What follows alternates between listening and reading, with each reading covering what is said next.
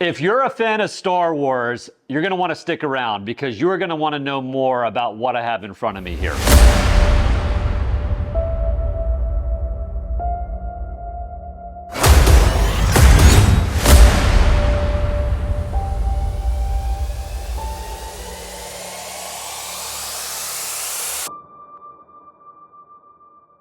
So this is the Kintan Strider speeder bike from the Book of Boba Fett. It's an original creation by Corey Schaaf of brickwars.net, and we're gonna go ahead and detail out everything about this set. We're also gonna give it a grade out of 100, just like we do with all the regular sets. That way we can put it into one of these 4 categories, and you know whether this is something you should buy or whether this is something you should pass on. So let's talk about the build experience first. This was actually my first mock build. I haven't gone outside of the LEGO official set bubble up to this point, if you will. But I did see this set on Facebook and I just thought it looked really amazing. It was different in the sense that you buy the manual and the parts list and then go and start sourcing the pieces on Bricklink. It added a little bit more complexity to the process of this set coming together, which I actually thought was pretty cool. It also made me slightly nervous, I'm not gonna lie, that maybe some of the pieces would be missing from my Bricklink orders since they're not professionally packaged out of a LEGO factory. I went ahead and ordered the manual from brickwars.net, which was $59.99 here in the US. The set does come with a UCS info plaque, which you have the option of upgrading from a stickered plaque to a printed plaque for an additional $20. I opted for just the sticker plaque, and I think it looks just fine in my opinion. And to be honest, if you're buying a mock like this, you're probably a seasoned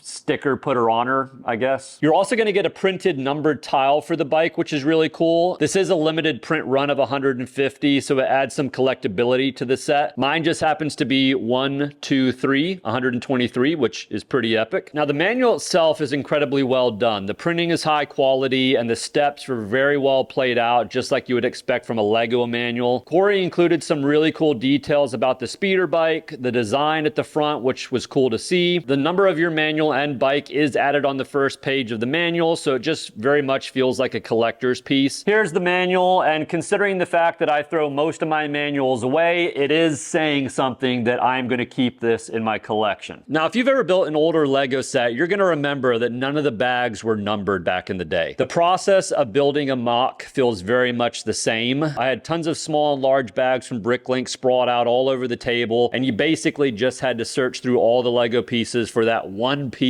that you were looking for. Now, you're going to start by building out the frame of the bike, which then leads you into completing all the detailing. The details of this bike is one of my favorite parts. There's some fantastic greebling on the sides of this bike. You have all the small mechanics and pipes exposed. You are able to lift up the top hood on the bike, which sits at an 85-degree angle and allows you to look at the internal engine work. Another thing that drew me to this set was the amazing colors. I love all the tan, dark tan, brown, but especially I love the dark orange. Now, the nice thing is that when you purchase the set, Corey does give you the ability to save some money on the pieces by changing out like the color of the pipes that you ordered to like a pearl light gray. You can also substitute the dark tan bushes and leave them off the set completely. But for me, if I was going to build the set, I was just going to go all the way. In my opinion, the dark tan hoses on the side just look too good, and it adds a nice pop of color to the engine work. Another really nice thing that Corey did was highlight all the pieces that would not be seen in the build when it was completed. And he did this by highlighting these pieces in red. This allows you to use your own pieces in whatever color you have, which is another great way of saving money on the build. Looking further at the bike here, I love the seat on the bike. The colors look amazing, and it's also adjustable, which was cool. You have these nice foot pedals on the sides of the bike. Moving down the bike further, we see this printed tile piece, which I thought looked really good as well. It looks like it might have been something from the Tron set, possibly. Moving along, we start to get into the long steel framework on the front of the bike. The design looks amazingly true to form. I love how the printed numbered plate was also incorporated right into the front components of the bike for display. Just all around design, colors, everything, just knocked it out of the park. Once you're done with the bike, you're going to start building the frame which holds the bike. You're going to build a mostly Technic frame directly under the main bike build itself, and then a smaller build to support the lower weight up at the front. Corey also gave the bike a nice angle with the supports to kind of give it this look of being in motion. You're also going to build a smaller frame for the minifigures and then something to hold the UCS plaque. All three of these smaller side builds will then attach onto a larger base. The base is basically made of 16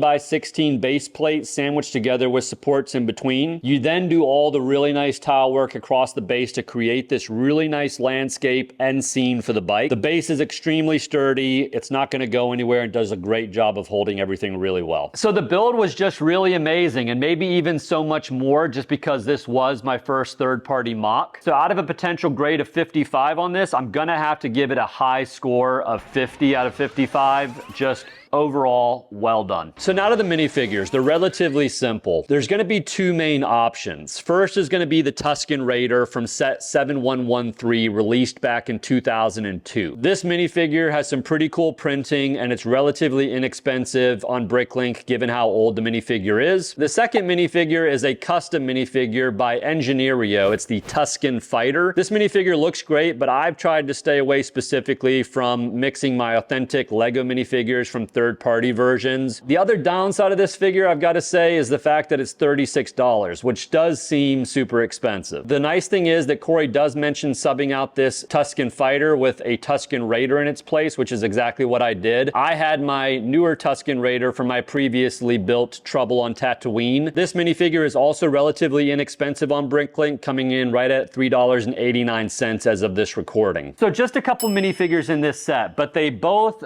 match the look and the feel of this set, in my opinion, perfectly. So with that being said, what would I grade the minifigures out of 15? I'm gonna have to give it another high grade of 13 out of 15 on this one. So now grading the display/play functions. The functions are minimal on this set as it is more meant for display. However, it was cool to see that some things you can adjust on the set. The lifting hood engine is great. The adjustable seat and passenger pedals on the side are nice. So it is nice to see a little bit of functionality. The display of the set is where it's going to shine though. This set looks amazing. It has that feeling of movement and this incredible sandy landscape. You have all the intricate details of the bike on the sides. This set is going to turn some people's heads. So the grade on display/play functions, I'm going to give it another high score of 13 out of 15. So lastly is the overall value, and this is where things take a little bit of a dip. The manual and parts list, etc., I feel are very reasonable at $60.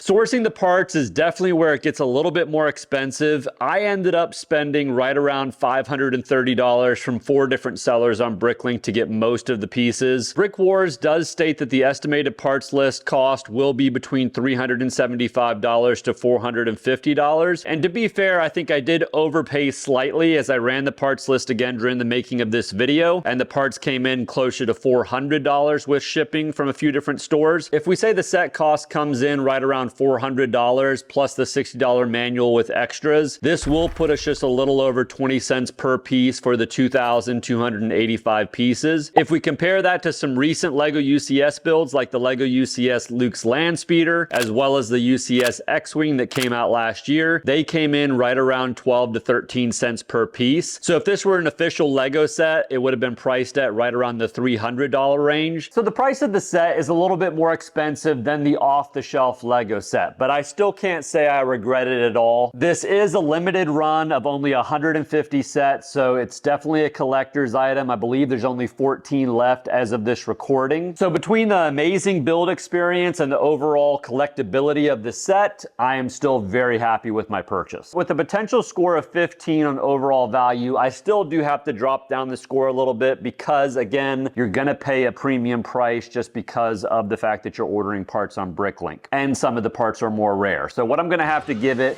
is an 8 out of 15. Where does that put us on the overall grade of the set? It is gonna put us at a high score of 84 out of 100. It just misses that must-buy category by a very slight margin, but it is a very high score in the consider buying this set category, and that's exactly what I think you should do with this one. Definitely consider buying it. It's a fantastic set. Corey did an amazing job on the design. So if you haven't yet, head over to brickwars.net. I believe, again, there's only 14 left as of this recording, so you're gonna wanna grab it quickly. I hope you found this helpful. Thanks for watching, and I'll see you in the next one.